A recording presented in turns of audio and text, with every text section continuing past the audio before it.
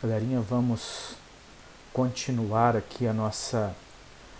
Continuar aqui, doutores, só eu vou explicar rapidinho para vocês. Os nossos vídeos vão subir para o canal do YouTube, por isso os vídeos precisam ter até 10 minutos. Então a gente não pode estender muito de um vídeo para o outro, tá certo? Mas vamos dar continuação aqui ao nosso amigo Maquiavel e a sua obra, O Príncipe. Gente, Maquiavel escreve 2 livros de fundamental importância, mas O Príncipe é o, digamos assim, é um livro que deu uma evidência muito forte para o pensamento político de Maquiavel. Maquiavel, gente, por mais de 15 anos, ele exerceu importante, né, ele era um diplomata na Itália. Ele era um diplomata lá na cidade dele e ele então conviveu com muitas pessoas que eram líderes políticos. Então, nesses 15 anos de experiência política, por isso que eu falava lá a questão da experiência, né?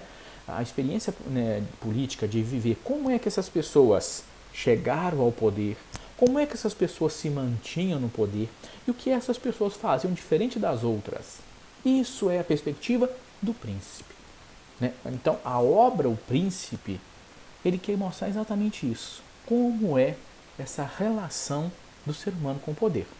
E os 3 objetivos, vamos dizer assim, 3 objetivos básicos aqui da obra O Príncipe. Primeiro objetivo, unificar a Itália enfraquecida. Gente, Maquiavel, ele entendia claramente essa situação. A construção e o fortalecimento do Estado. O Estado é a união de todas as pessoas, de todas as federações, de todas as pessoas. Unificação era a grande palavra aqui que o Maquiavel defendia. Porque, né, um reino dividido, e olha só, gente, inclusive isso aqui é bíblico, né? Um reino dividido tende ao fracasso. O que é melhor? 5 exércitos ou um único exército? 5 exércitos e divisão. Um único exército é um exército forte, capaz de literalmente esmagar o seu opressor. Então a unificação era a grande proposta aqui do nosso amigo Maquiavel. Segundo, objetivos da obra: manutenção do poder. Doutores, pensa comigo aqui. Quando fala aqui manutenção do poder, nós temos, o Maquiavel vai dizer que toda pessoa que segue assim uma carreira política, ele tem duas grandes missões. Primeira delas, alcançar o poder. Não é fácil, mas as pessoas estão aí em busca disso, alcançar o poder. Agora, depois que alcança o poder, a segunda grande missão, manter-se no poder. Uma é chegar no poder, primeira grande missão. Segunda, manter-se. Por quê? Quando a gente fala disso aqui, gente, olha só, eu vou fazer um comentário agora a respeito de uma situação política mais, né, que nós estamos vivendo agora, mas por favor, eu não estou tomando lado nem de A nem de B. Me entendam bem, doutores. Olha só, o nosso querido presidente, ele chegou ao poder, primeiro pressuposto. Fez uma série de alianças, né, usou bem a internet, alcançou o poder. Agora é a segunda grande missão dele, manter-se no poder. E nós estamos vivendo agora nesse período de isolamento, como que isso aqui é difícil. Por quê?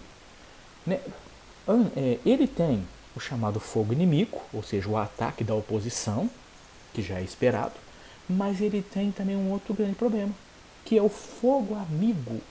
Pessoas ditas amigas que estão ao redor, mas que também querem o poder, que querem destronar quem está no poder para alcançar o poder. Então, vocês estão me entendendo essa situação, gente? Né? E qual que é o fogo mais perigoso aqui? É o fogo amigo. É aqueles que estão próximos, é aqueles que sabem mais daquilo que você sabe. Então, ou seja, vocês estão entendendo isso aí, gente? É só visualizar o cenário político que vocês vão entender como é que, ó, uma coisa é, né, o primeiro grande desafio, chegar no poder. Segundo grande desafio, manter-se no poder. A manutenção do poder é muito forte. E eu vou preparar um vídeo depois, gente, para falar exatamente só sobre essa questão de manutenção do poder e vou dar alguns dados muito importantes, tá bom? Mas o que é? Mas vamos lá, o objetivo da obra, chegar no poder e manter-se no poder. E aqui, nessa questão da manutenção do poder, nem sempre é possível ser só bonzinho. Às vezes, gente, na perspectiva de Maquiavel, às vezes o governante, o príncipe, o presidente, o rei, precisa fazer coisas que não agradam tanto, mas que o mantém no poder. O Maquiavel vai dizer, né, o príncipe deveria ser bom sempre e mal às vezes. Por que mal às vezes? Porque às vezes, para se manter no poder, precisa de uma mão forte, precisa de alguns atos que são mais fortes, né? Então tem essa situação, ou seja, Maquiavel vai dizer uma situação interessante, que ele vai dizer que o príncipe deveria fazer o bem aos poucos, para que toda a população tome consciência disso, mas que o mal deveria ser rápido, para literalmente assustar as pessoas para que elas voltem à sua normalidade, manter-se no poder. E olha aqui, ó, separação entre igreja e Estado. Maquiavel não quer, Maquiavel literalmente quer cortar esse cordão umbilical entre Estado e igreja. Igreja de um lado, igreja vai se preocupar com coisas próprias da igreja. E Estado vai se preocupar em fazer política. E para Maquiavel a igreja não deveria interferir nas perspectivas do Estado.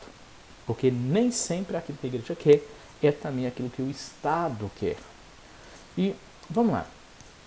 Duas palavrinhas agora, gente, são muito importantes aqui. Virtude e fortuna. São duas, digamos assim, duas características que o príncipe, o governante, precisa ter, né, nessa questão da manutenção do poder. Olha lá, entre as características que o príncipe deveria conter, Maquiavel descreve a virtude e a fortuna. Vamos lá. Quando ele fala que virtude, né, baseado no conceito grego, força, valor, qualidade. Um príncipe de virtude é aquele que governa, aquele governante capaz de promover alterações na realidade política existente, longe da ideia de bondade cristã. Gente, a virtude aqui não é entendida, né? Porque às vezes você vai falar assim, virtude, bondade, santidade. Não.